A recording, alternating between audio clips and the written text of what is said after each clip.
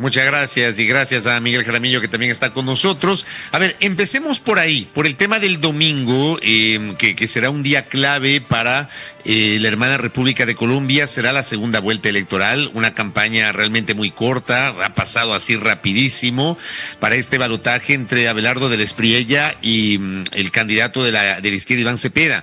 Miguel, ¿qué arroja la data? Bienvenido. Fabricio, con los buenos días, un saludo cordial para ti, para Andrea, para toda la audiencia también. Nuestra empresa Jaramillo Luján pues ha venido haciendo un seguimiento de una campaña no tan corta. Mire que aquí se mató un candidato presidencial el año pasado, ya hace un año, a Miguel Uribe Turbay, y hemos tenido una campaña larguísima, una campaña pues intensa, casi que igual a la campaña regional que se inicia ahorita intempestivamente en Ecuador a partir del 1 de julio. ¿Qué arroja la data? ¿Qué arroja la data? Y yo creo que la data mata definitivamente el relato, sobre todo la data digital. Y es que de una u otra manera en la primera vuelta un voto más cercano al expresidente Álvaro Uribe Vélez, gobernante que ganó en dos primeras vueltas en 2002 y 2006 en Colombia y que sigue teniendo una cierta hegemonía, migró completamente al candidato que representa un outsider similar a la figura de Nayib Bukele en El Salvador o a Javier Milei en Argentina, que se llama Abelardo de la Espriella, un abogado sin experiencia en lo público que ha brillado por defender a diferentes actores de la vida política nacional, algunos en sectores ilegales, lamentablemente como Alex Saab en Venezuela y demás, como uno de los favoritos para ganar por 7 puntos, según las últimas encuestas avaladas por el Consejo Nacional Electoral de Colombia. Una campaña caracterizada por una alta polarización, por un acentuamiento de la violencia verbal, por una cantidad de demandas de lado y lado, algo muy parecido a lo que pasó recientemente tanto en el cruce, en la muerte cruzada en Ecuador, como en la elección tradicional del presidente Noboa. Una campaña caracterizada por una gran cantidad de contenido digital, de prosumisión, por una construcción de una causa, una narrativa y un personaje bastante potentes, como los que hemos visto en algunas campañas de América Latina, repito, desde la dinámica del outsider. Ahora, volviendo un poco a lo que nos conversaba sobre lo que se está diciendo, lo que se está hablando en lo digital.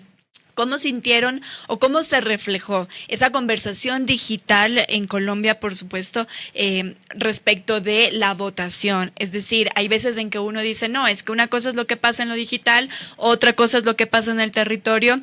Y estas dos incluso a veces se contraponen. Entonces, ¿qué es lo que ocurrió en Colombia? ¿Cómo se reflejó esa interacción digital en la primera vuelta? Andrea, con los buenos días. Lo bonito que tiene la data es que uno puede decir tranquilamente que data mata relato. Muchas veces en el entorno político aparecen muchos asesores, estrategas políticos que a partir del verbo pueden decir muchas cosas. ¿Qué refleja esa data desde la primera vuelta? Reflejaba fundamentalmente que había un debate de dos, que era entre Abelardo de la Espriella, extrema derecha, e Iván Cepeda, extrema izquierda, que es el candidato del gobierno. Que la gente sentía miedo, que la gente sentía un gran temor por lo que pudiera pasar con el país, porque el gobierno Petro es un gobierno que se ha matizado dentro de la centroizquierda, perdón, dentro de la extrema izquierda y la izquierda, y Iván Cepeda representa esa continuidad de la izquierda.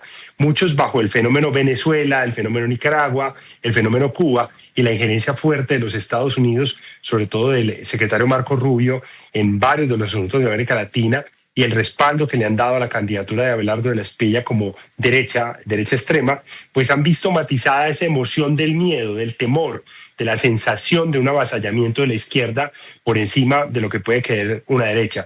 También se ha visto o ha saltado dentro de la conversación el tema del gobierno femenino. Recordemos que la candidata Paloma Valencia representó esa tercería que finalmente se convirtió en un cascarón sin huevo. También saltó muchísimo el tema del centro, de un centro totalmente desaparecido, representado por la alcaldesa de Bogotá, Claudia López, y por el exgobernador Sergio Fajardo, que finalmente no marcaron más de 1.500.000 votos entre los dos. La segunda vuelta electoral de este fin de semana. Yo le pregunto, Miguel, ¿qué pasó de cara a la primera vuelta que evidenció un país claramente fragmentado? O sea, el resultado de la primera vuelta en Colombia era una película calcada de lo que pasó acá en el Ecuador, obviamente guardando las distancias, en febrero del año pasado, cuando los dos candidatos finalistas concentraron aquel 88% de la votación. En el caso de Colombia, los dos finalistas el 43%, el 83% de la votación, 43 Espriella y 40% Cepeda. ¿Qué pasó en la conversación digital de cara a esa primera vuelta, Miguel?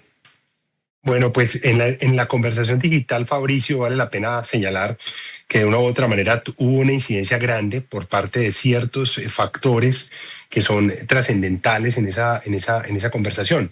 Yo diría que hubo tres. Uno, el presidente Gustavo Petro tratando de endosar su popularidad con una cuenta de Twitter que es más potente que cualquier medio de comunicación colombiano, casi con 9 millones de seguidores, y que se ha convertido en su principal herramienta para generar impacto positivo y negativo, divulgar diferentes tipos de noticias e información. Y Petro representa una figura de 25 años de labor de izquierda en Colombia, versus un Iván Cepeda, que es un personaje mucho más tosco, frío, apartado, distante, que no es tan cálido, y cuya conversación cunde más a partir del tema de los derechos humanos, de la recalcitrancia contra el expresidente Uribe y de una agenda de paz y derechos humanos que no trascendía a los temas cercanos a los colombianos, versus una campaña política como la de Abelardo de la Espriella, que generó una causa, una narrativa y un personaje que llegó a reducirse incluso a la denominación de un animal, al tigre. Ese tema del tigre, el emblema colombiano y el uso de símbolos patrióticos, que incluso ha sido cuestionado jurídicamente por la campaña de Abelardo de la Espriella, ha generado una gran simpatía por amplios sectores de la centro derecha, que en clave de probabilística, al final de la primera vuelta, y así lo muestra la escucha social digital, muestra cómo a partir del 22 de mayo, cuando la candidata Paloma Valencia, siendo mujer, busca el centro, inmediatamente mucho de ese voto de centro derecha migra a la candidatura de Abelardo de la Espriella por verlo como esa probabilidad de que se diera una verdadera victoria, en una simbiosis exacta de lo que pasó con Rodolfo Hernández en 2022. Recuerde usted que Rodolfo venció al exalcalde Federico Gutiérrez por muy poca diferencia. Petro les tomó buena diferencia en primera vuelta y esa diferencia, pues a la postre se convirtió en una diferencia mayor para la segunda vuelta. Entonces, en la conversación digital lo que vemos son emociones encontradas, alta polarización y una conversación que rota mucho a partir de lo que dice el presidente Petro, que es un gran actor político a través de su cuenta de X. Bien, Gracias. conversábamos con Miguel Jaramillo sobre la incidencia digital, no solo de cara a las próximas elecciones, sino también lo que está ocurriendo en Colombia y lo que ha ocurrido en los últimos días en torno a la conversación digital sobre el fútbol, sobre el Mundial.